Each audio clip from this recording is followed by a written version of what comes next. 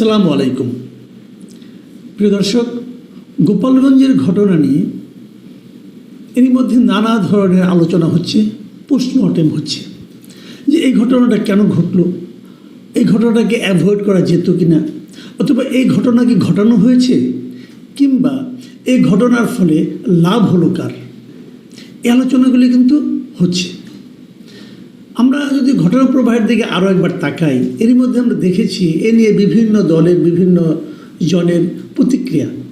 রাষ্ট্র প্রতিক্রিয়া দেখিয়েছে, যারা দায়ী তাদেরকে বিচারের আওতায় আনা হবে। এনসিপির পক্ষ থেকে দেখলাম তারা সরকার এবং প্রশাসনকে দায়ী করেছে যে তারা এর দায় এড়াতে পারে না।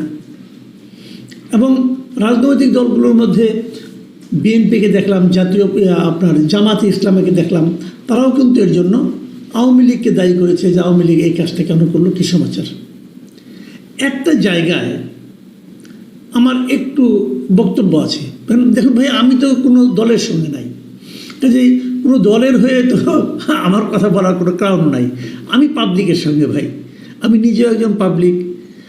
আমার প্রশ্নটা হলো যে সবচেয়ে বড় অপরাধটা কে করেছে সেটা একটু বোঝার চেষ্টা করি আমরা। এনসিপির কি ওখানে যাওয়া উচিত ছিল এই সময়? এনসিপি কি ওই এলাকার এনভায়রনমেন্ট, ওই এলাকার মানুষের মন মানসিকতাকে গুরুত্ব দেবে না? এনসিপিকে ওখানে যে উত্তেজনামূলক কথা, উস্কানিমূলক স্লোগান দেওয়ার দরকার ছিল? এটা একটা প্রশ্ন হতে পারে। প্রশ্ন হতে পারে এনসিপির মধ্যে একটা পার্টি, যে পার্টি ওখানে এসেছে তারা তো বাংলাদেশেরই একটা পার্টি, গোপালগঞ্জ তো বাংলাদেশেরই একটা অংশ। এনসিপি একটা পার্টি, পলিটিক্যাল পার্টি, সে কি তার রাজনৈতিক কর্মকাণ্ড বাংলাদেশের যে কোনো জায়গায় চালাতে পারবে না? তার কথাগুলো আপনার বিপক্ষে যেতে পারে, তাহলে কি আপনি তাকে অ্যাটাক করবেন? এটাও একটা প্রশ্ন। তৃতীয় যে প্রশ্নটাকে আমি সবচেয়ে বেশি গুরুত্ব দিতে চাই, সেই প্রশ্নটা হলো, ওখানে একটা হামলা হয়েছে, বিশৃঙ্খলা হয়েছে, পরস্পরকে ধাওয়া পাল্টা ধাওয়া হয়েছে, সবই হয়েছে। পুলিশ, আর্মি তারা ছিলেন, ভাই গুলি করতে হবে? মানুষকে আপনি মেরে ফেলবেন পাখির মতো? কি এমন ঘটনা ঘটেছিল যে গুলি না করলে হতো না? আমরা তো অনেকগুলি ভিডিও দেখলাম, আমি নিজে একটা ভিডিও দেখলাম, আমাকে একজন পাঠিয়েছেন। সেই ভিডিওতে দেখলাম যে আর্মিরা কীভাবে গুলি করছে, টার্গেট করে করে গুলি করছে, এবং যাদেরকে সামনে যদি কেউ দাঁড়িয়ে থাকতো তাদের প্রতি আক্রমণাত্মক ভঙ্গিতে, তাহলে আমি মানতে পারতাম যে আক্রমণ থেকে বাঁচার জন্য তারা গুলি করছে।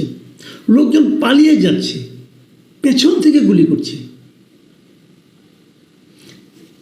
এর কি করে বিচার হবে না? হওয়া উচিত না? এটা কেন?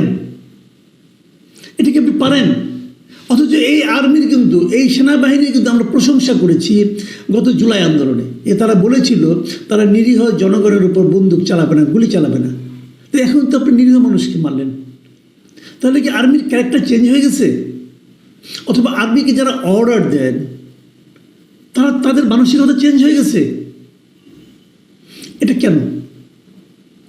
বলা হচ্ছে অ্যারেস্ট করা হচ্ছে, বিচার করা হবে। তো বিচার তো হত্যার বিচার হবে না? এর আগে আমরা দেখেছি যে মিরপুরে একটা হত্যাকাণ্ড হয়েছে, এরকম একটা মবের মধ্যে কেউ যে মারা গেছে, পুলিশের গুলিতে মারা গেছে, গত জুলাই আন্দোলনে আমরা দেখেছি। একটা হয়তো নেত্রকোনায়, কিশোরগঞ্জে একজন মারা গেছে, এরকম হয়েছে। সেই মামলায় কিন্তু হুকুমের আসামি হিসেবে স্বরাষ্ট্রমন্ত্রীকে রাখা হয়েছে, তৎকালীন প্রধানমন্ত্রীকে রাখা হয়েছে।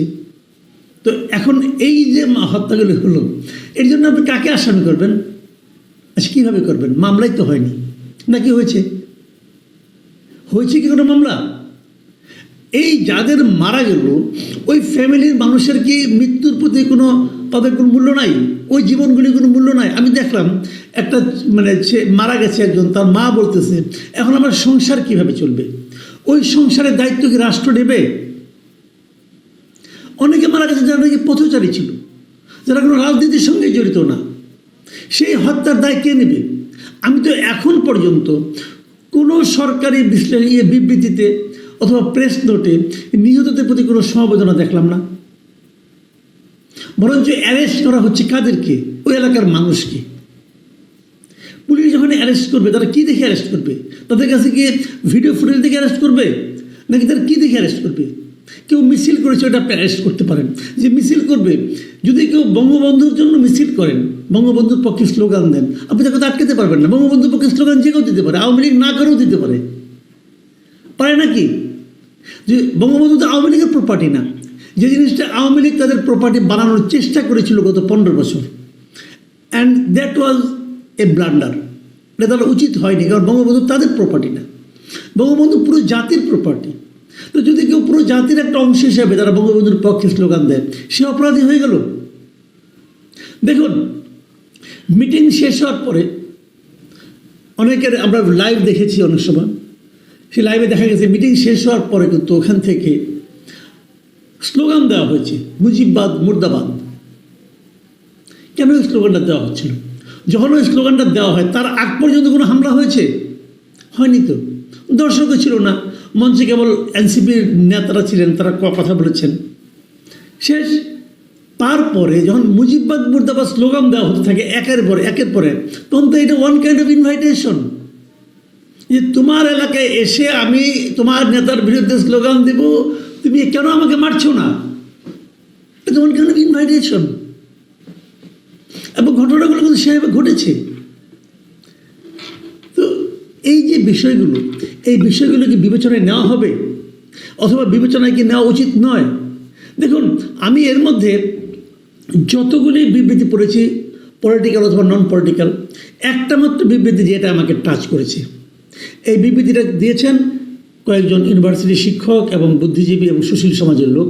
এই আনু মোহাম্মদ, সামিনা লুৎফা, ওনাদেরই সংগঠন, নাম হলো গণতান্ত্রিক অধিকার কমিটি। তারা কি বলেছেন শুনেন। এদের কথাটা আমার পছন্দ হয়েছে বলে আমি এটা আপনাদেরকে পড়ে শোনাচ্ছি। তারা লিখেছেন যে গত বছর 16 জুলাই যেটা হয়েছিল সেটা উল্লেখ করে, যে রংপুরে বেগম রোকেয়া বিশ্ববিদ্যালয়ের আবু সাইদ যিনি মারা গেল, ঠিক 1 বছর পর গতকাল আবারও একই চিত্রের মুখোমুখি হতে হয়েছে গোপালগঞ্জে। এই ঘটনার পর রাষ্ট্রের আচরণ গভীর উদ্বেগ তৈরি করেছে।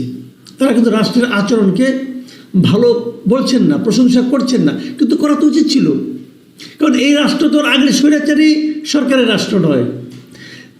তিনি বলেছেন, মানে ওনাদের বিবৃতিতে বলা হয়েছে যে এনসিপির সমাবেশে হামলার বিষয়ে সরকার ও পুলিশ দ্রুত তদন্তে সক্রিয় হলেও পুলিশের গুলিতে নিহত 4 জনের মৃত্যু নিয়ে এখন পর্যন্ত উচ্চ পর্যায়ে তদন্ত, দায় নির্ধারণ বা ন্যূনতম মানবিক প্রতিক্রিয়া দেখা যায়নি। এই একপাক্ষিকতা শুধু রাষ্ট্রের দায়িত্বহীনতার পরিচয় নয়, এটি নাগরিক জীবনের মর্যাদা ও নিরাপত্তার প্রশ্নেও ভয়াবহ বার্তা বহন করে। যে কথাটা একটু আগে আমি বললাম, যে এই 4 জন কি দেশের নাগরিক নয়? এই 4 জনের প্রতি কি এই রাষ্ট্রের কোনো দায়িত্ব নাই? এই 4 জনের দিকে গুলি না ছুড়লে কি মানে থামানো যেত না কিছু? আমরা তো দেখিনি। ওই লোকগুলি তো আপনার মানে সাজোয়া গাড়িতে উঠে চলে আসলেন। তো চলে আসলে ওনাদের কাজ ছিল আগুন জ্বালানো, আগুন জ্বালিয়ে দিয়ে চলে আসছেন। তো হয়ে গেল, গুলি করতে হবে কেন? গুলি করার মতো বাস্তবতা এখানে ছিল বলে আমি মনে করি না। অন্ততপক্ষে আমি যে কটা ভিডিও দেখেছি তা দেখে আমাকে মনে হয়নি। আমি স্পষ্ট শুনেছি, বলা হচ্ছে, আর্মি বলছে না কে বলছে আমি জানি না, ওটা তো সাউন্ড তো বোঝা যাচ্ছে না, ওকে টার্গেট করে মার, টার্গেট করে মার। কেন টার্গেট করে মারতে হবে কেন? টার্গেট করে মারার জন্য কি জনগণ আপনাদের বেতন দিয়ে রেখেছে? এই টার্গেট তো আপনারা করতে পারেন না। আমি একটা কথা বলে শেষ করি। অপরাধ বিজ্ঞানের একটা কথা আছে, যখন কোনো অপরাধ ঘটে তখন তোমরা প্রথমে দেখবা এই ঘটনার বেনিফিশিয়ারিকে, মানে এই ঘটনা ঘটলে কার লাভ হয়। বলুন তো কালকের ঘটনার বেনিফিশিয়ারিকে? গোপালগঞ্জের মানুষ বেনিফিশিয়ারি নন।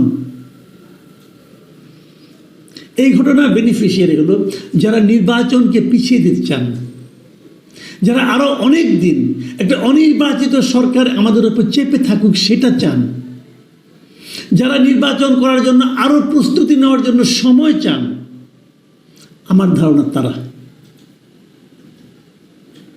প্রিয় দর্শক, এখানে পর্যন্তই। আল্লাহ হাফেজ।